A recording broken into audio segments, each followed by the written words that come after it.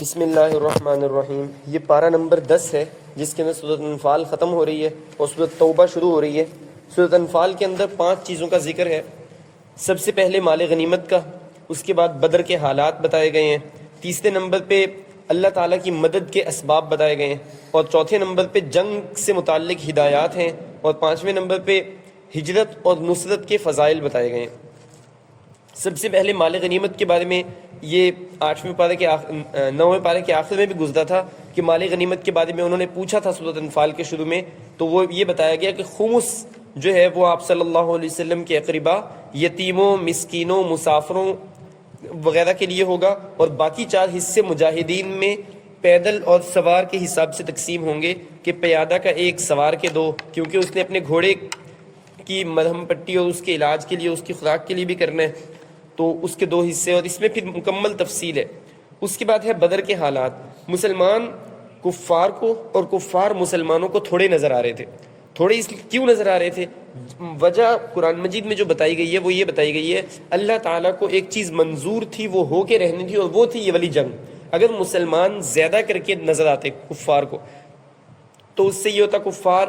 اس جنگ سے کہیں پیچھے نہ ہٹ جاتے، اللہ تعالیٰ نے کروانی تھی ہر حال میں، اور مسلمان تھوڑے تھے، کفار تو حقیقت میں تھے ہی زیادہ۔ اگر حقیقت میں زیادہ تھے اور نظر بھی زیادہ آتے، اللہ تعالیٰ نے تھوڑے کر کے دکھائے۔ اگر زیادہ آتے تو کہیں مسلمان نہ اس سے اس کے اندر خوف محسوس کرتے، کیونکہ پہلی جنگ تھی۔ بہرحال اس کے بعد یہ بتایا گیا کہ مشرکین کے جو برے اعمال تھے مسلمانوں سے لڑنے والے، شیطان نے بڑے خوشنما کر کے ان کو دکھائے کہ یہ تم جو کر رہے ہو نا، تم لوگوں کو آج کوئی نہیں ہرا سکتا ہے۔ شیطان نے اس کے ہاتھ میں ہاتھ ڈال کے کہا، وہ جو ان کا بڑا تھا، تاکہ وہ مطمئن ہو جائے۔ اور دوسری طرف مسلمانوں کے لیے اللہ تعالیٰ پے در پے فرشتے نازل فرما رہے تھے۔ ایک صحابی نے جنگ کے بعد پوچھا، یا رسول اللہ کیسے پتہ چلے گا کہ ہم نے اس کافر کو مارا ہے اور اس کافر کو فرشتوں نے قتل کیا ہے؟ تو آپ صلی اللہ علیہ وسلم نے فرمایا، جس کا مفہوم ہے جس کی گردن کٹی ہوئی ہے اس کو تم نے مارا، اور جس کی کٹنے کے ساتھ ساتھ جلی بھی ہوئی ہے اس کو فرشتے نے مارا۔ صحابی کہتے ہیں، یا رسول اللہ ہم تلوار اٹھاتے، مارنے کے لیے پیچھے کرتے، اور اگلے کا سر قلم ہو جاتا اس سے پہلے ہی، ہماری تلوار کے آگے جانے سے پہلے ہی۔ اور کسی کے ہاتھ میں پتھر تھا، کسی کے ہاتھ میں کھجور کی لچکدار ٹہنی تھی جس کے پتے کاٹے ہوئے تھے، وہ ایک لچکدار ٹہنی تھی، وہی لے کر جا رہا تھا، اور سامنے والا کافر بغیر زنگ آلود تلوار لے کر آ رہا تھا، اور اس کی گردن کٹ جاتی اس کی ٹہنی لگنے سے پہلے۔ یہاں پہ اللہ تعالیٰ کی خاص مدد فرشتوں نے اپنی آنکھوں سے دیکھی۔ پھر قریش مکہ جو تھے وہ بدر کے دن ذلیل و خوار ہو کر یہاں سے گئے،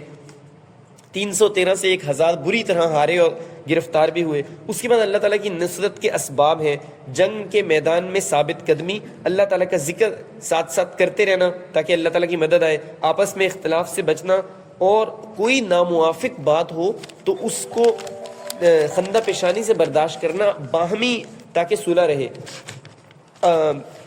اپنوں کے نشتر سہ لینا، ٹکرانا فقط بیگانوں سے، ہمارے خون کے چھینٹے پاؤ گے بکھرے ہوئے تم جن راہوں میں،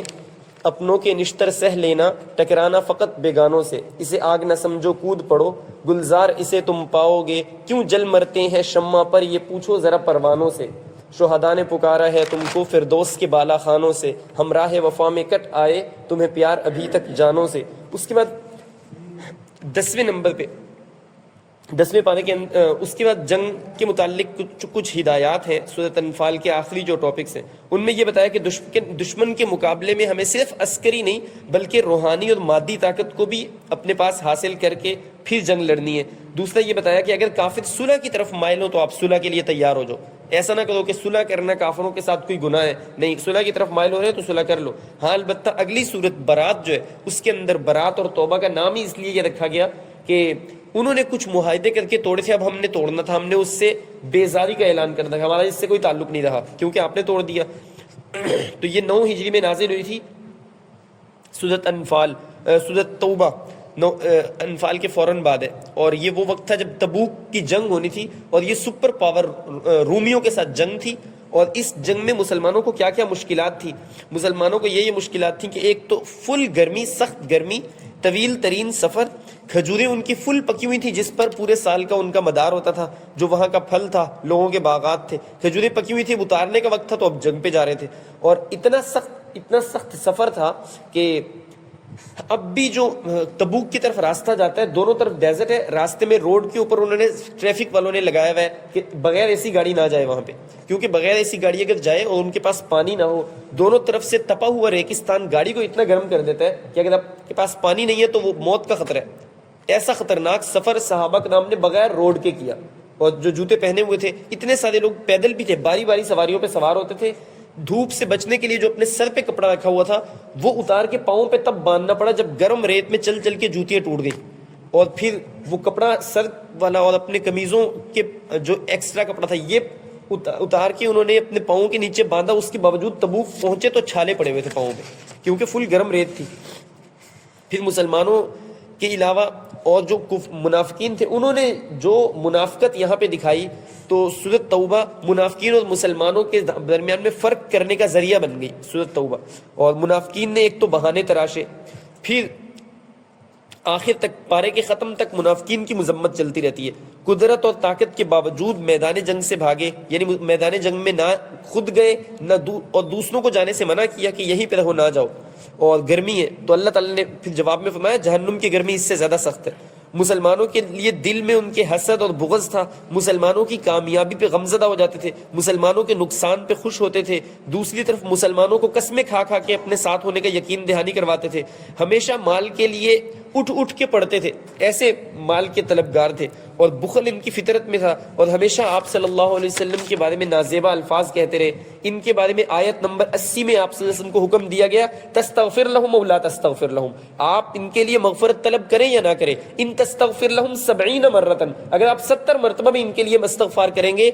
فلن یغفر اللہ لهم، اللہ تعالیٰ ان کو ہرگز معاف نہیں کریں گے۔ اور پھر آگے کہا ان کی قبر پہ بھی کھڑے نہ ہو، ان کا جنازہ بھی نہ پڑھیں۔ دراصل عبداللہ بن ابی تھا رئیس المنافقین، وہ منافق تھا واضح، لیکن اپنے آپ کو مسلمان کہتا تھا۔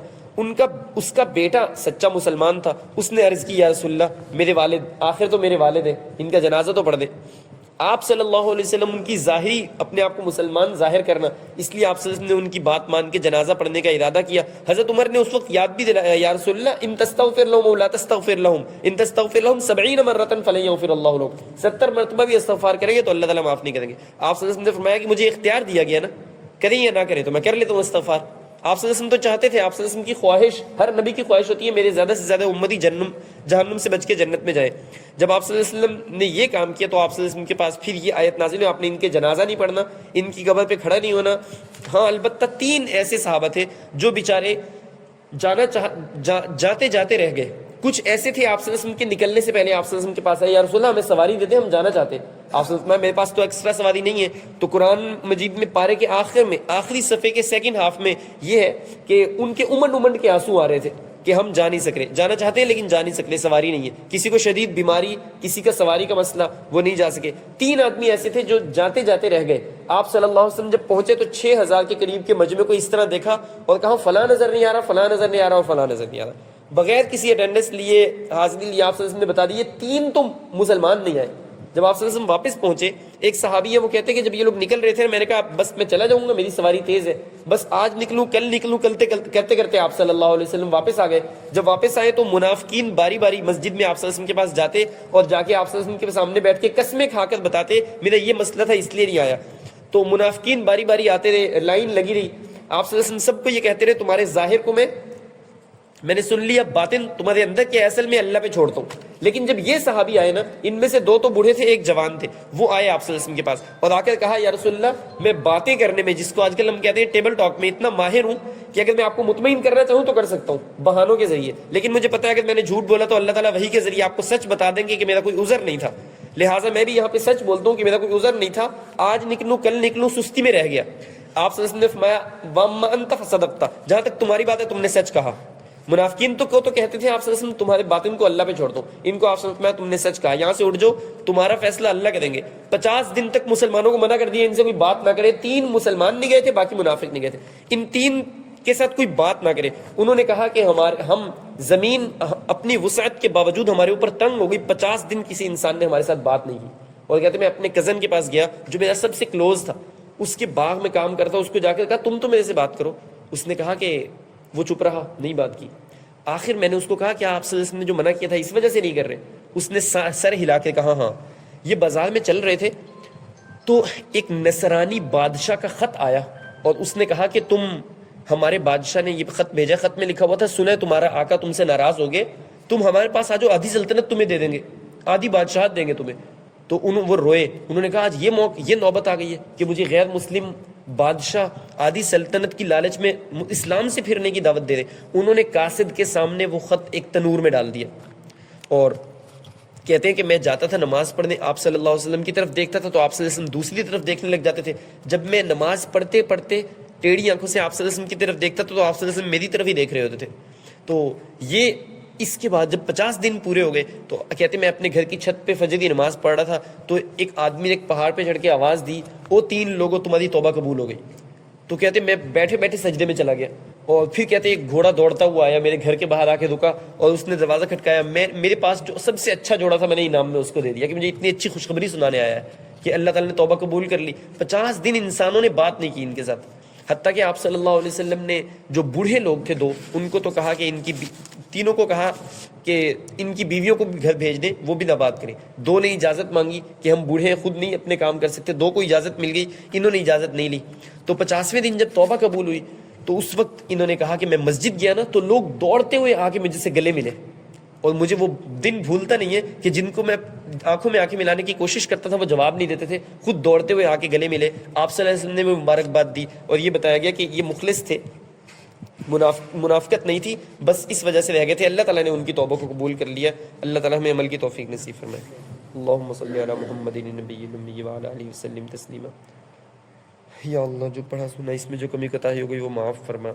یا اللہ عمل کی توفیق نصیب فرما۔ صلی اللہ تعالیٰ علی خیر خلقہ محمد وعلی آلہ وصحبہ اجمعین برحمتک یا ارحم الراحمین۔